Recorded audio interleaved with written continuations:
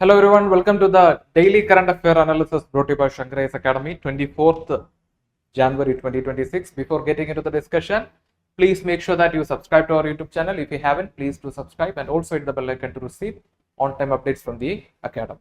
Before moving to the topics for today's discussion, we have an important announcement. It is regarding the Prelims 2026 pre-storming first batch. The first batch will be starting on 27th January. Link for the registration is available on the website.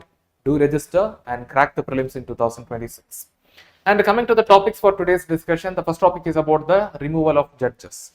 So we know that we have a procedure for removing judges from the High Court and Supreme Court, but there is a small loophole. So we will be discussing what is that issue.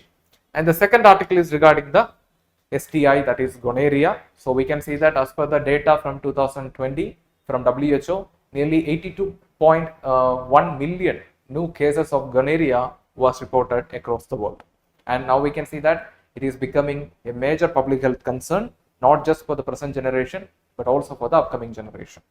And the next article is regarding the Darwin's bark spider.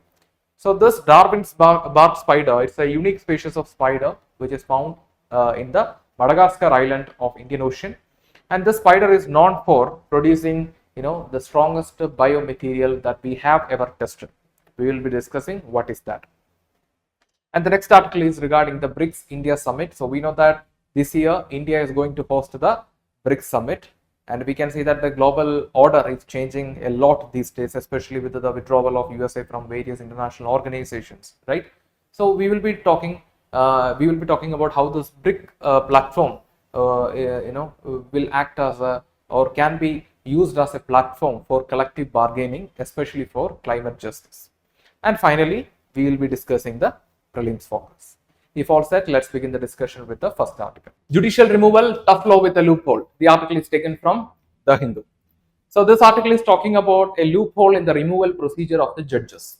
Why we are discussing it today? Because recently there was an issue in the state of Tamil Nadu, that is on 1st December 2025, the sitting High Court judge, Mr. G.R. Swaminathan, issued an order which allows the Hindu community in the Tirupurankundram hill, which is located in the Madurai district of Tamil Nadu.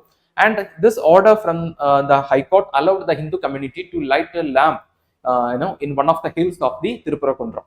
And this Tirupurankundram is a disputed region between the Hindu community. This hill and the surrounding region is a disputed region between the Hindu community and the Muslim community. So this order allowed the Hindu community to light the lamp, and this became an issue. And followed by the judgment, the opposition party in the parliament, they passed a notice of motion seeking the removal of G.R. Swaminathan. And you can see that in the late December, when we asked the Speaker of Parliament, that is Om Birla, he responded that he is still looking into this issue. So we can see that there is some issue or some loophole in the removal procedure of the judges.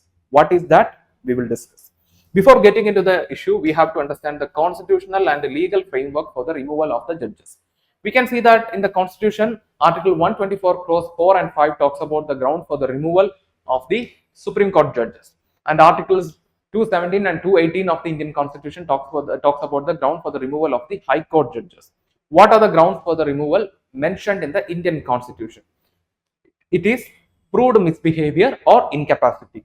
But the Constitution of India is not defining what is meant by proved misbehavior or incapacity, but later the courts in different cases have interpreted what is meant by misbehavior and incapacity. And we can see that we usually, interchangeably we will use that the term removal and impeachment for judges, Chief Election Commission of India and the Indian President. But in the Constitution of India, the impeachment is used only for the removal of the President under Article 61 of the Indian Constitution. And for the judges, we are using the term removal. And like I mentioned, the Constitution of India is talking about the ground for the removal of the Indian judges in India. But the Constitution is not defining what is the ground. That means it is not defining what is proved misbehavior or incapacity.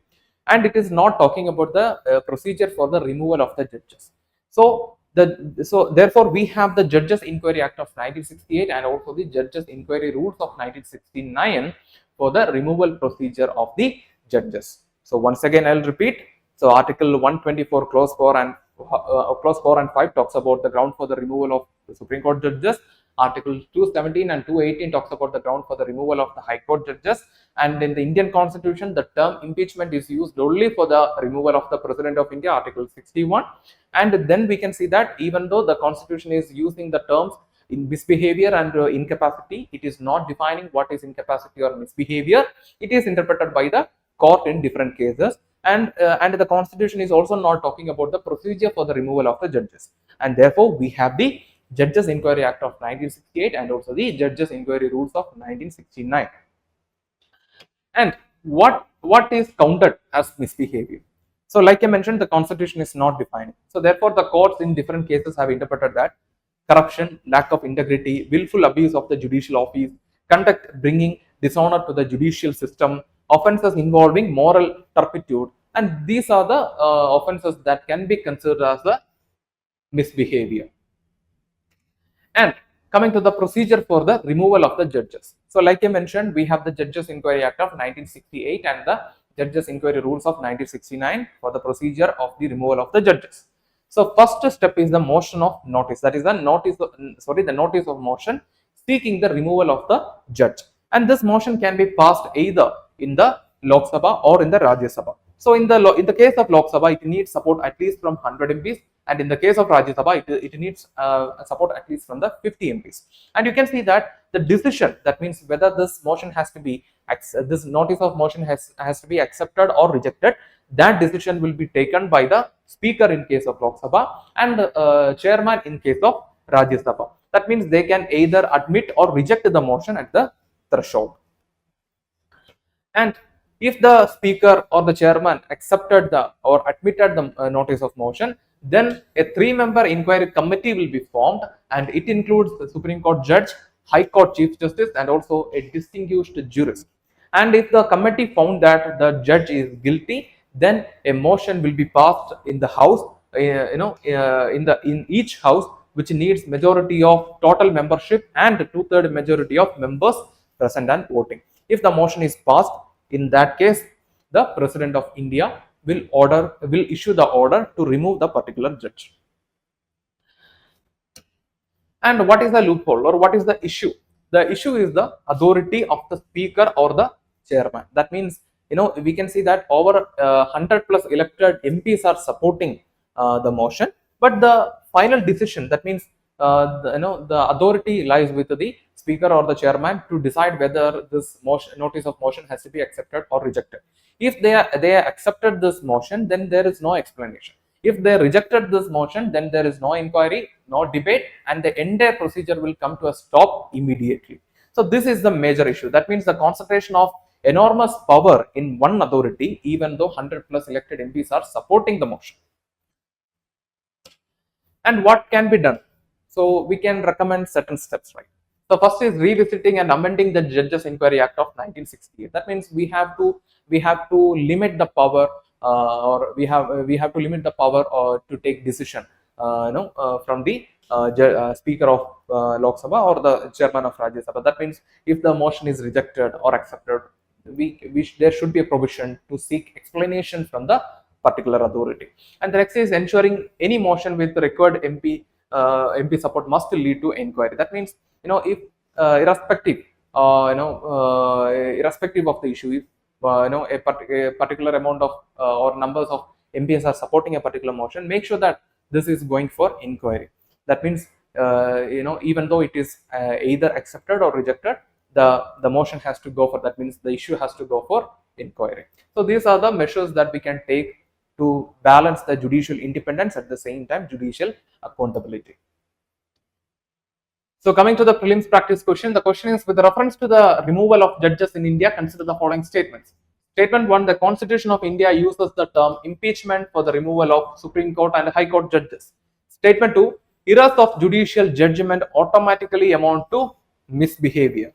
Which of the statements given above is or are correct? Option A, 1 only, option B, 2 only, option C, both 1 and 2, and option D, neither 1 nor 2. So like I already mentioned, the term impeachment in the Constitution is used only for the removal of the President of India under Article 61. It is not used for the removal of judges of the Supreme Court and the High Court. So the statement 1 is incorrect.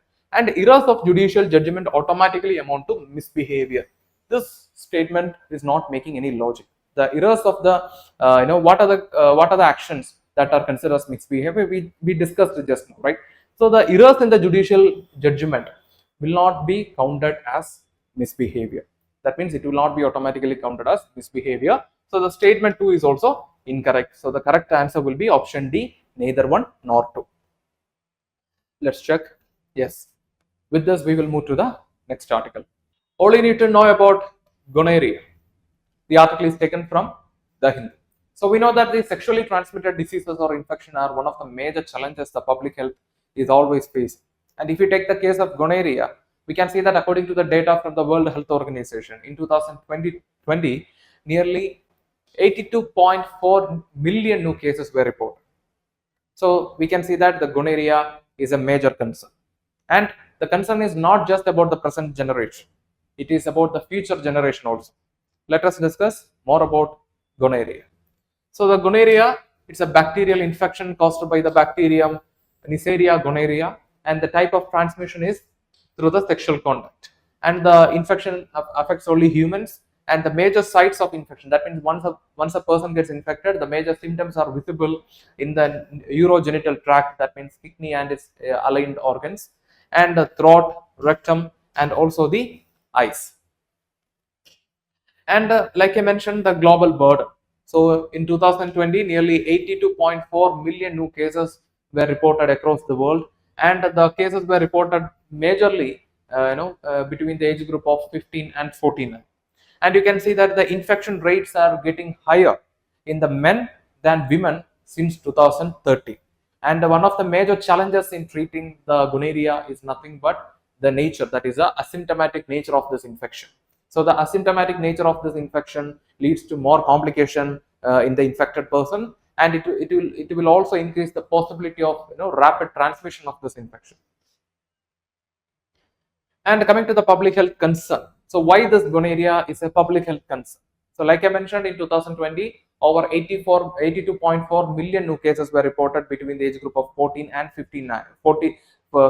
49. And the first major concern, like I mentioned, is the asymptomatic nature. So many infected individuals, especially the women, shows no symptom. And you can see that the symptoms, especially in the throat and in the in the anal region, will remain silent. And another major issue is this will lead to the unnoticed transmission.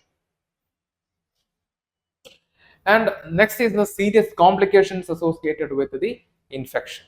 So we can see that in women, if the infection is left untreated, it will lead to other conditions like pelvic inflammatory disease, scarring of fallopian tube, infertility, and ectopic pregnancy. What is meant by ectopic pregnancy? So we know that once the egg is fertilized, the egg will be implanted in the uterus of the woman for the further development. But in the case of this ectopic pregnancy, the egg will be implanted outside the uterus, mostly in the fallopian tube. Sometimes this condition will become life-threatening. And in the case of men, if the condition is left untreated, if the gonorrhea infection is left untreated, it will lead to painful urination, constant discharge from the private parts, and also possible hematuria. Hematuria means blood in the urine.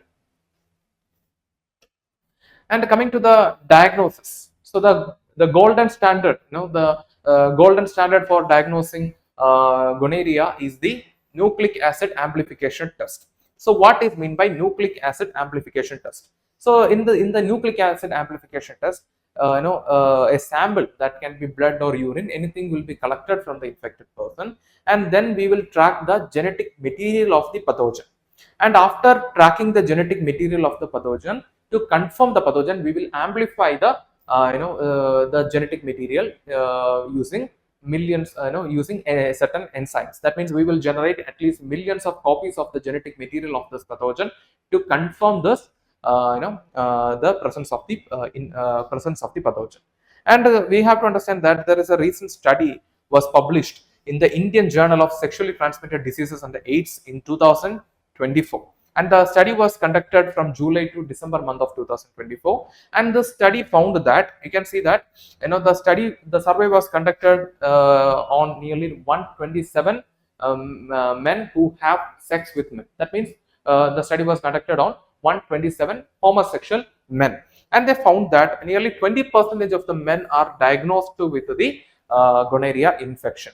And the study also brought another thing, that a gap in the diagnosis, that is, if the diagnosis, if the test for the gonorrhea is limited in the in the genital area, then there is a possibility for missing the actual infection. So we can see that the testing that, or the diagnosis that focusing on the genital area may lead to 60% of infections going missing.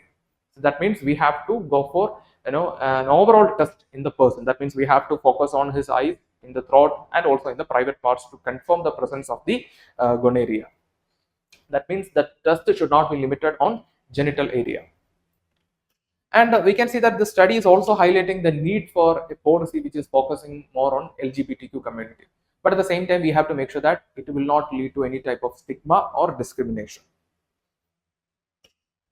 And coming to the rules for the treatment suggested by the National AIDS Control Organization. So we can see that according as per the guidelines from the National AIDS Control Organization, they advised that all the infected persons should be abstained from the sexual intercourse until they complete the treatment for the 7 days. That means until the medication course is completed, until the symptoms are resolved, the partner and the infected person should not engage, or they should abstain from the sexual activity.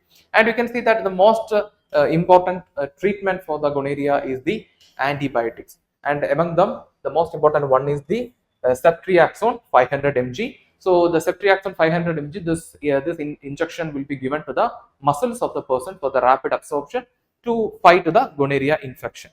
And the National AIDS Control Organization, they also gave one more guidelines, that the person, that means the people who got diagnosed with other sexually transmitted infection or disease, for example syphilis, HIV, or such infections, they should also take test for gonorrhea to identify the infection and to prevent the transmission to another generation and another person. That means we should go for a collective test if a person is infected by any one of the sexually transmitted infections or diseases.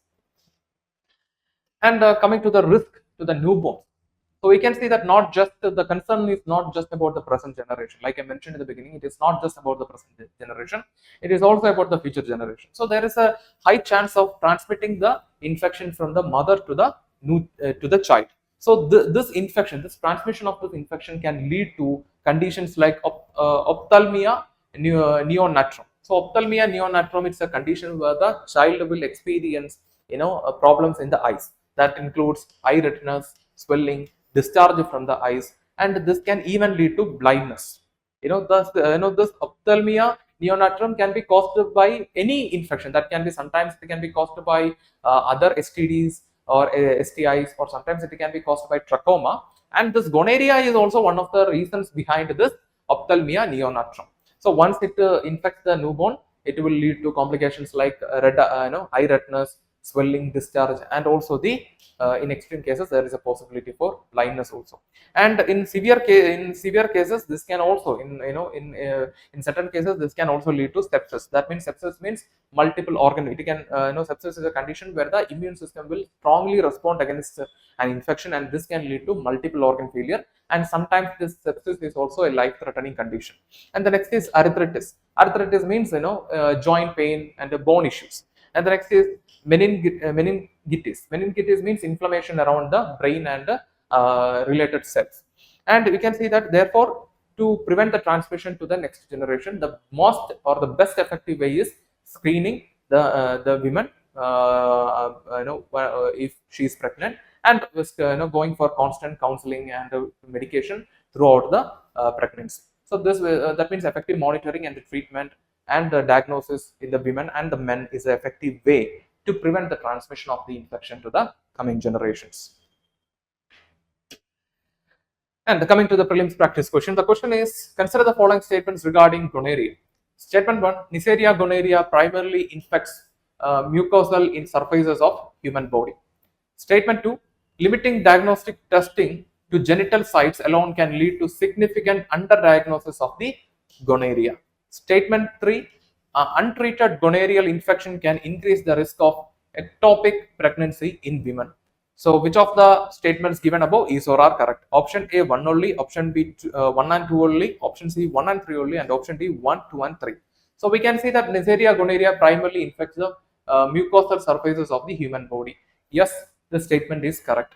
And the second is limiting diagnostic testing to genital sites alone can lead to significant underdiagnosis of the gonorrhea. So a study published in the journal last year, that is in 2024, found that if the diagnosis is focusing only on the genital area, then it can lead to underdiagnosis of the infection at least by 60%. We discussed that, right? So the statement 2 is also correct. And coming to the statement 3, undiagnosed untreated gonorrheal infection can increase the risk of ectopic pregnancy. Yes, we discussed that due to the infection, the fertilized egg may get implanted outside the uterus, and this can lead to a lot of complication. So the statement 3 is also correct. So all the 3 statements are correct. So the correct answer will be option D, 1, 2 and 3. So with this, we will move to the next article. Why only female Darwin's bark spider weave the toughest webs? The article is taken from The Hindu. So this Darwin's bark spider. So it's a species of spider which is endemic to the Madagascar island of the Indian Ocean. So why this spider is unique? This spider is known for producing the toughest biological material that we have ever tested. That is the web of the spider, which has approximately a strength of 1.6 gigapascals. That means nearly 3 times higher than or stronger than the iron. And that makes this web one of the the toughest biological material that we have ever tested. So coming to some of the facts about the spider. So it is a part of large orb weaving spider, and the scientific name is Chirostris darwini, and it has a close relative, that is Chirostris kunderi. And the recent study found that this Chirostris darwini and kunderi both are producing strong silk, and you can see that both belongs to the family Aranid, and the habitat they are mostly found in the forest and wetlands of Madagascar, and they are endemic to Madagascar. And you can see that mostly the spiders will be weaving the web across the river bodies and lake. Therefore, they can capture larger and fast flying prey. On other side, it will also ensure safety. It will ensure food security, and also it will ensure safety from other spider species and other insects living in the Madagascar. Because this type of architecture or this type of habitat is not easily accessible for other spiders. And coming to the characteristics, so we can see that in the case of spider, we know that usually the female are larger than the male. Here also the case is same, and you can see that the females are they are black in color and they have white hair. On other side, the male, they are slightly reddish and light brownish in color. And you can see that coming to the behavior, they are known for producing the largest orb web ever recorded, reaching approximately 25 meters in width. And you can see that among the spider, the female, that means the adult female spiders, are known for producing strong or tough silk which is stronger than the iron. And coming to the threats, like all other organisms, this insect is also facing certain habitat disturbance, like degradation of wetland and water bodies. So we can see that mostly they will be they will be weaving the web across the water bodies to ensure safety and food security. So the degradation of this water bodies is affecting the food security as well as the safety of the spider.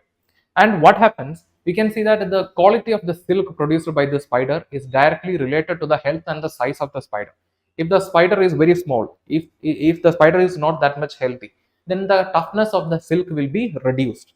So therefore, the water pollution is reducing the prey availability. At the same time, it is impacting the quality of the silk. And coming to the ecological significance of the spider, so like I mentioned, unlike other spiders, these spiders are known for weaving across the water bodies to ensure the food security. So therefore, they are known for controlling the insect population in the island of Madagascar. And coming to the reason behind the strong webs. So the reason is related to natural selection. So you can see that like I mentioned, the strength of this web is approximately 1.6 gigapascals, which is 3 times stronger than the iron. So what is the reason? So you can see that the large webs are it's related to the large body and health of the spider. So how this natural selection is working here? So we can see that, what is the, or in another sense, we can say the principle of survival of fittest. So the spiders which are not large, the spiders which are not capable of producing the tough or strong silk, will not be able to capture larger and fast flying prey. So what happens? The food availability will be reduced, and over a period of time they may experience food scarcity, and the species, eventually the population, entire population, may decline. So that is how the survival of the fittest is working in the nature. We know that. But these spiders, because of their large size, because of their large body size, because of the good health, because of the strong silk, they are able to capture fast flying large prey. Therefore, this is ensuring food security as well as the construction style. They are weaving the web across the river bodies, which is not that much accessible for other insects, including other spiders. So this will ensure other safety also. That means it will ensure safety as well as food security. So the spiders, that means the spiders which has strong body, large size, and good silk, are surviving in the island, while the spiders on the other side, with the which are small in size, which does not produce good silk, or may get extinct in the time. So that is how the principle is working. Here also the case is same. And recently the scientists from the institutions in China, Madagascar, Slovenia, and the USA, studied the spiders to understand under which condition they are producing the tough silk. And the findings were published in the Integrative Zoology. So for the purpose of the study, the scientists, the researchers, they chose spiders from both the species, that means from Darwini and also from Kunderi, the relative species of Darwin. And you can see that, they collected the egg sacs from both species, and those egg sacs were collected from Alanamasotra National Park in the island of Madagascar. And you can see that they had done a study, a comparative study, on the female and the male, and they found that, and they proposed three hypotheses. And the first hypothesis says that, irrespective of the size, irrespective of the gender, irrespective of the health, all the male, female, juvenile, and adult are capable of producing silk with a similar toughness. And the second hypothesis suggests that, only the females produce tough silk regardless of the size. And the third hypothesis proposed that, only large adult female are known for producing tough silk, when their body size and the ecological role demanded. That means when they are going through environmental pressure, when they have sufficient body size, that time only the large adult female are capable of producing tough silk. So these are the findings from the research that we conducted. And like I mentioned, the recent study, they found that, the size difference between the male and female bark spider is striking. So in the case of Darwini, the adult females are about 3 times larger than males, and in the case of Kunderi, they can be up to 5 times larger than the male. So which is suggesting that both in the species of Darwini and Kunderi, both the female species are going under severe environmental pressure. Okay, so that means they have to become stronger in order to survive in the upcoming days. So this is the finding. And coming to the prelims practice question, the question is with reference to Darwin's bark spider, consider the following statements. Statement 1, it is endemic to the Madagascar and inhabits forest and wetlands.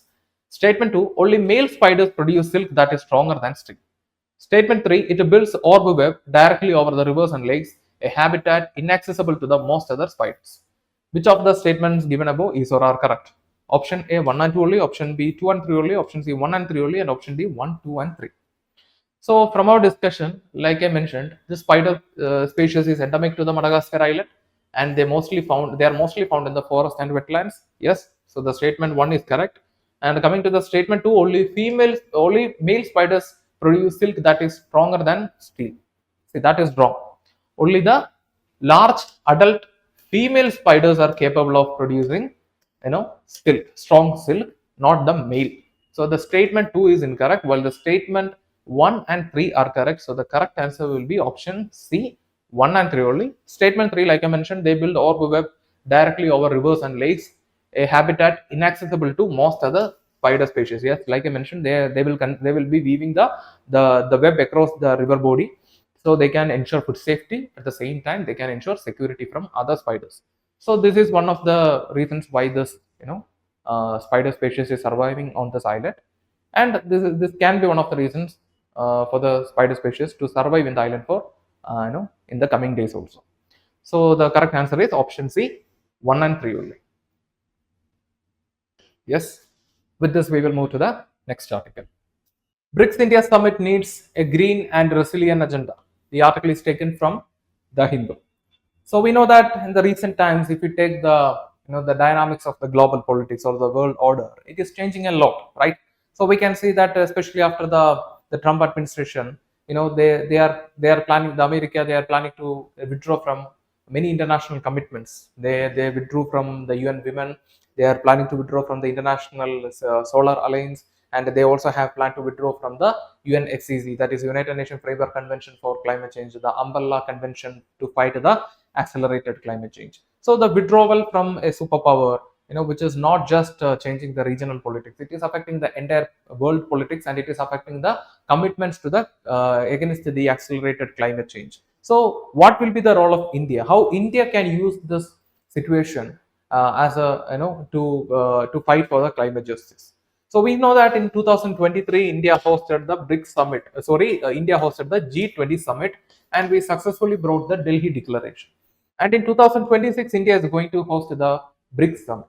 So this BRICS summit, can be used as a platform, to push for green and resilient agenda. So the green agenda will be focusing, the green norms will be focusing more on mitigation, climate, clean energy, and climate finance, while the resilient norms will be focusing more on adaptation, livelihood, infrastructure, and disaster readiness. So we no need to say that why India has to take this responsibility. So comparing with the global north, the global south is more vulnerable to the climate change, especially because of the limited or low physical capacity. And you can see that therefore we need strong infrastructure, climate resilient infrastructure. We need a just transition to the green resources or energy or infrastructure.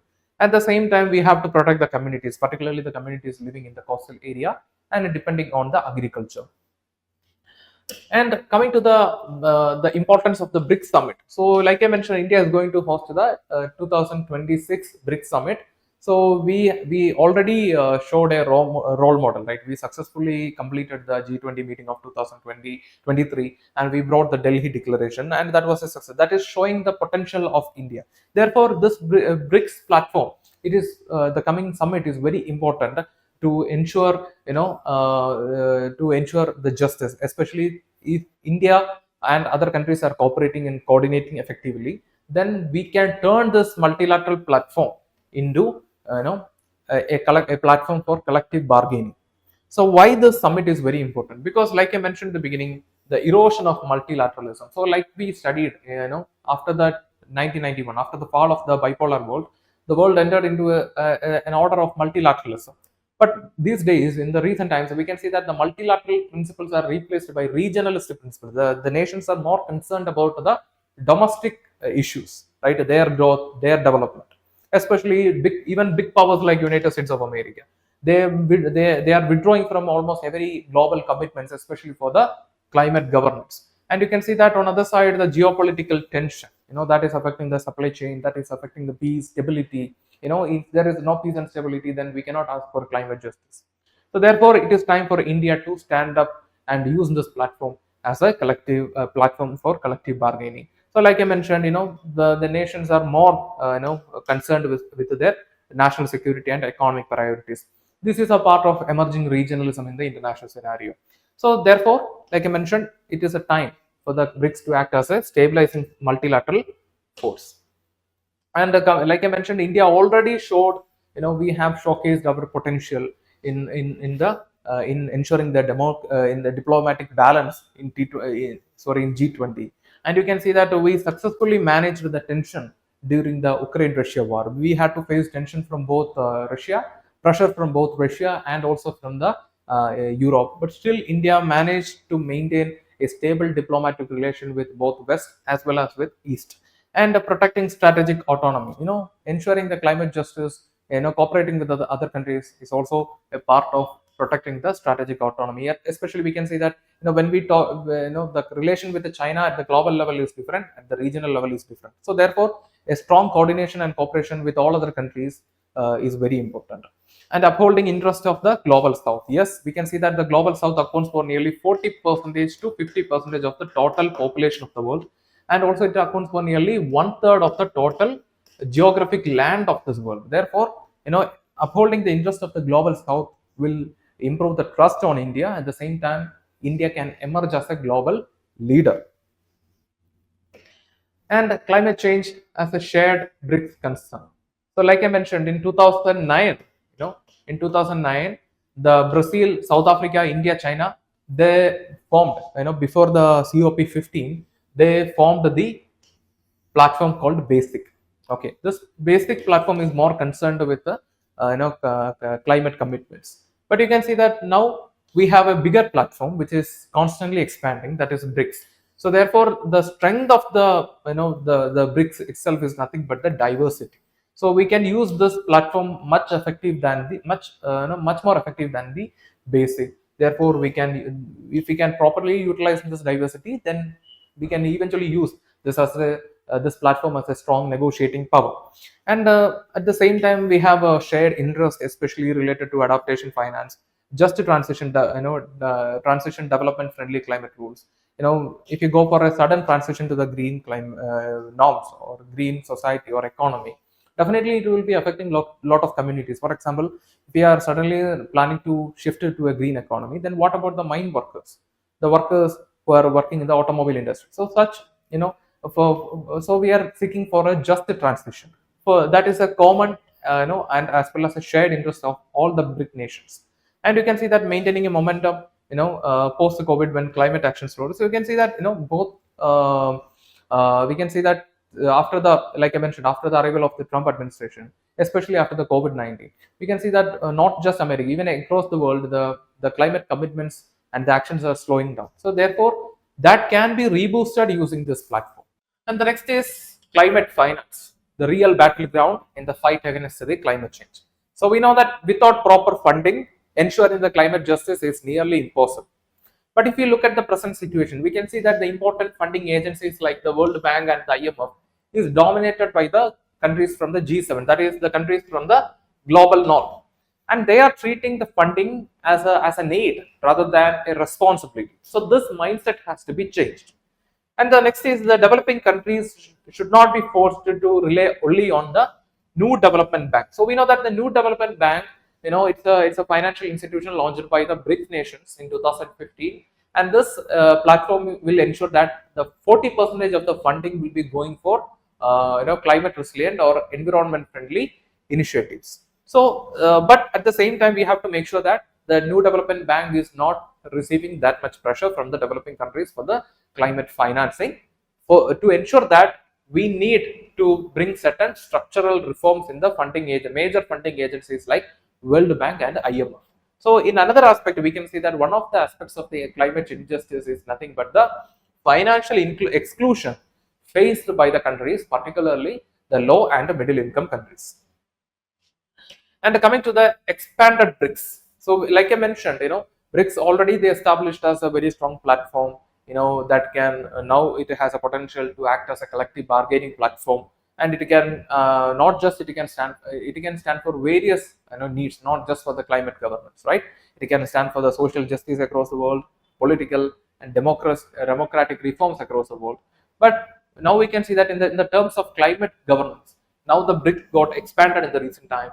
Egypt, Ethiopia, Indonesia, Iran, and UAE, they joined the BRICS platform, and you can see that now it is a platform where the energy producers and consumers are standing together.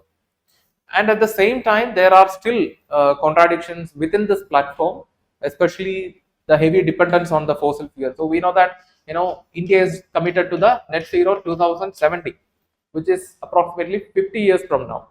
So that will not be the condition for UAE and other nations. And differing climate ambitions. For example, if you take countries like UAE, which is mostly depending on oil, oil export for their economy, a just transition, even a just transition will not be acceptable for them. And the next is political heterogeneity. So like I mentioned, countries like Egypt, Ethiopia, Iran, all these countries are not always politically and economically stable. So that is one of the major challenges faced within this platform. So therefore, the BRICS, in the case of BRICS, the strength is diversity since the beginning, but the problem is lack of coordination. So if we can sort out that, then this platform will become a strong platform for collective bargaining, not just for the climate justice, but for social justice and democracy across the world. Coming to the means practice question. So the question is, can BRICS emerge as a credible alternative climate governance platform? Discuss India's role in shaping the global South-centric climate action. So we have discussed what role India can play, to ensure the climate justice for the global South, not just for the global South, but across the world, right? And we also discussed what is the role of the BRICS. And now we discussed that the platform is expanding, right? It is a platform that brings together both the energy producers and consumers. So it is, it is expanding. So therefore, in the coming days, the role is not just limited to the climate change. It can be expanded to economy, polity, everything. So using our discussion, try to answer the question and post it in the comment section. We will review and we will reply for your answer. Now it's time to move to the next article. So coming to the prelims focus, the first topic is National Campaign on Entrepreneurship. So this campaign is launched by the Ministry of Rural Development. The objective is to train and develop at least 50,000 community resource persons. So this 50,000 community resource persons, they will be trained and they will be able to identify the potential entrepreneurs in the grassroots level. So the objective is, the campaign is launched by the Ministry of Rural Development. The objective is developing 50,000 plus CRPs, that means community resource persons. So they will be finding the potential entrepreneurs from the grassroots level. So the objective or the significance is nothing but enhancing the grassroots, the entrepreneurship from the grassroots level for more inclusive and inclusive economic growth and development.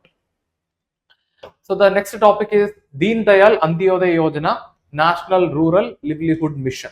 So you can see that this campaign, this national campaign on entrepreneurship, they will be focusing on rural youth as well as the members of the Deen Dayal Antyodaya Yojana, National Rural Livelihood Mission. So this mission is also launched by the Ministry of Rural Development. The objective is to bring a transformational change in the income level at the grassroots level, particularly focusing on the self-help groups, which gives more importance to the women.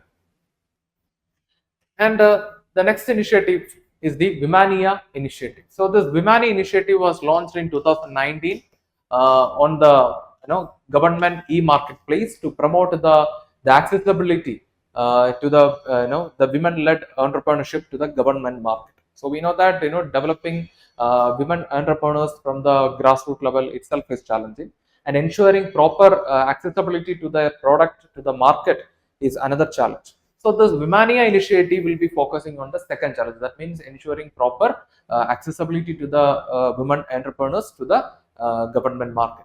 So this was launched under the government e-marketplace in 2019. So the objective is to address the limited access of women entrepreneurs and self-help group to the government market. So this platform will ensure transparency through and also a fully digital interface with the government buyers. So that means more transparency will be there, more accountability will be there, so their products will reach the market. So that is the objective of the Vimani initiative, and it was launched in 2019. And coming to the prelims practice question, the question is, the National Campaign on Entrepreneurship was launched by which one of the following ministries? Option A, Ministry of MSMEs. Option B, Ministry of Women and Child Development. Option C, Ministry of Rural Development. And option D, Ministry of Commerce and Industry. So do comment the answer in the comment box. We will reply. With this, we are coming to the end for today's prelims focus. With this, we are coming to the conclusion for today's current affair analysis. If you like the video, hit the like button, give your feedbacks as comments, and share this content with your friends. And before leaving this channel, don't forget to subscribe and also hit the bell icon to receive on-time updates from the academy. Thank you for listening to us. Thank you for listening to me. Have a nice day.